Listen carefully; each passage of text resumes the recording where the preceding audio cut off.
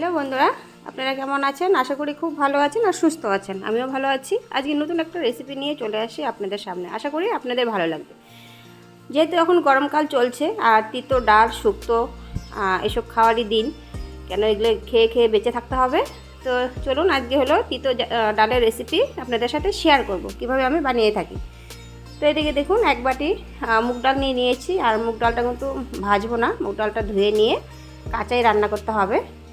আর তিতো ডাল রান্না করতে গেলে কাঁচা ডালই রান্না করতে হয়, ভেজে রান্না করলে কিন্তু ওটার টেস্টটা অন্যরকম হবে। আর তো এবার কিন্তু আমি ভালো করে মুগ ডালটা ধুয়ে নিচ্ছি, দুবার করে ভালো করে এভাবে কষলে কষলে ধুয়ে নিতে হবে। যত প্যাকেটের ডাল হোক না কেন তবুও কিন্তু ডালে অনেক ময়লা থাকে। তো আমি একবার ধুয়েছি, আরেকবার ধুয়ে নিয়ে আর দিক দিয়ে কিন্তু ডালটা বসিয়ে দিব। তো চলুন এবার ডালটা বসিয়ে দিই। আর এই যে জলটা ফেলবো না, এই জলটা কিন্তু আমি ফুল গাছের গোড়ায় দিয়ে দেবো। তো এই দিয়ে কিন্তু কড়াই বসিয়ে দিয়েছি আর কিছুটা জল দিয়েছি। আর প্রায় 1 লিটার জল আছে এখানে, 1-1.5 লিটারের মতো। আর ডালটাও দিয়ে দিয়েছি। আর এখানে 3টে উচ্ছে কিন্তু কেটে নিলাম, এভাবে চাকচাক করে কেটে নিয়েছি, ধুয়েও নিয়েছি।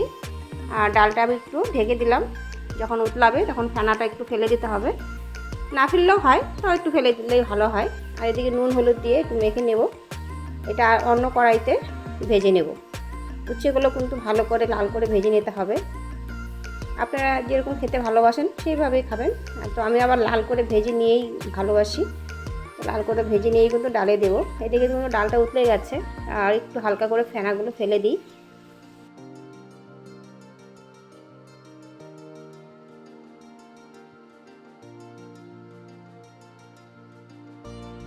কিন্তু বন্ধুরা আরেকটা অন্য কড়াইতে তেল দিয়েছি, সাদা তেল দিয়েছি। আর এই তেলে কিন্তু সবগুলো উচ্ছে একসাথে ভেজে নেব লাল করে। আর এদিকে ডালের মধ্যে নুন দিয়ে দিচ্ছি 1 চামচ। তো ডালে ঢাকনা দিয়েছিলাম নুনটা দিয়ে, আর কটা কাঁচা লঙ্কা গোটাই দিয়ে দিয়েছি, আবার কিন্তু ঢেকে দিয়েছি। তো ডালটা ওদিকে সিদ্ধ হতে থাক, সিদ্ধ হতে দিয়ে কিন্তু উচ্ছেগুলো ভাজা হয়ে যাবে। আর এখানে 1/2 চামচ দিয়ে দিচ্ছি চিনি,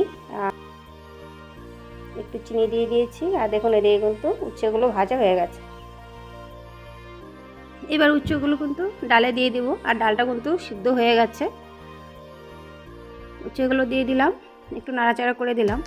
আর ডালটা আপনাদের সাথে একটু শেয়ার করছি, দেখুন সিদ্ধ হয়ে গেছে। আর এটা কিন্তু সোনামুখী মুগ ডাল। আর সামান্য একটুখানি হলুদ দিচ্ছি, আপনারা যদি পছন্দ না করেন একদমই দেবেন না, স্কিপ করে যাবেন।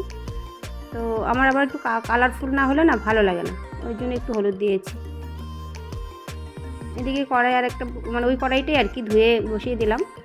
আর একটা তেজপাতা আর 2টো শুকনো লঙ্কা একটু ভেজে নিচ্ছি।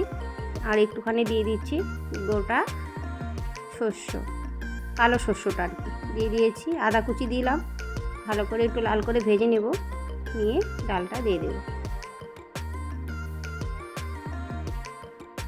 একদমই সিম্পল একটা রান্না তিতো ডাল, ময় মশলা কিন্তু কিচ্ছু দেয়নি, যেহেতু তিতো ডাল ওই জন্য কোনো মশলার প্রয়োজন নেই। এমনি যদি ভেজ ডাল রান্না করার সময় কিন্তু অনেক কিছু দিতে হয়, জিরে গুঁড়ো দেওয়া যায়, আদা বেটে দেওয়া যায়, অনেক কিছু দেওয়া যায়, ঘি দেওয়া যায়। এটাতে কিন্তু কোনো ঘি টি দেওয়া কিচ্ছু চলবে না।